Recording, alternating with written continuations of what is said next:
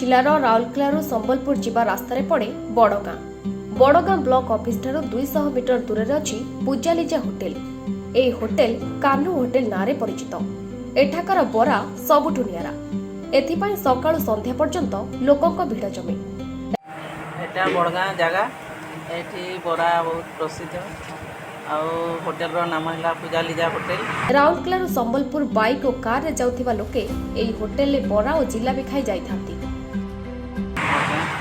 एठी बरा बहुत प्रसिद्ध संबलपुर राउरकेला पर्यंत समस्त एठी ओल्हे खाती। विशेषकर लोके एई होटेल रो बरा को पसंद करिथांती। दीर्घ 15 वर्ष हैला होटेल ले तैयारी खाद्यर मान ठीक थिबारु आखपाख जिलार लोकंकु आकर्षित करिथाय। कारण एठी भलो बरा मिले सेति पई बरा हमर फेमस। आउ एटा दीर्घ 15 वर्ष हैला हमें दुकान करी आछो। आगरु मो ससुर थिले एबे हमें करूछु आ भलो जिनिस होछु सेति पई लोक माने घर चाहिदा बढ़ुछि एवं से माने एठी आसी बहुत बरा खाउछन।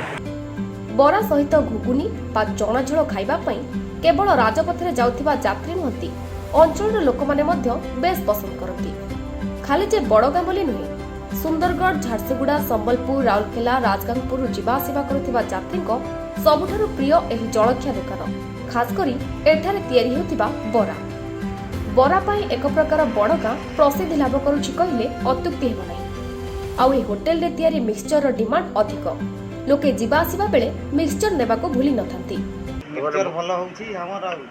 होटेल रो मालिकाणी को ए संपर्क रे पचारिबारु से कहितिले आम बरा मिक्सचर प्रसिद्धि हेबार कारण आमे समस्त सामग्री उन्नत मानर व्यवहार करिथाउ ओ होटेल कर्मचारी माने लोकंकु भलो सेवा देथांती।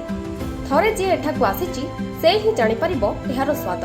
खास सेति पई सकाळे ओ संध्या रे एठारे लंबा गाड़ी धाड़ी देखिबाकु मिलथाय।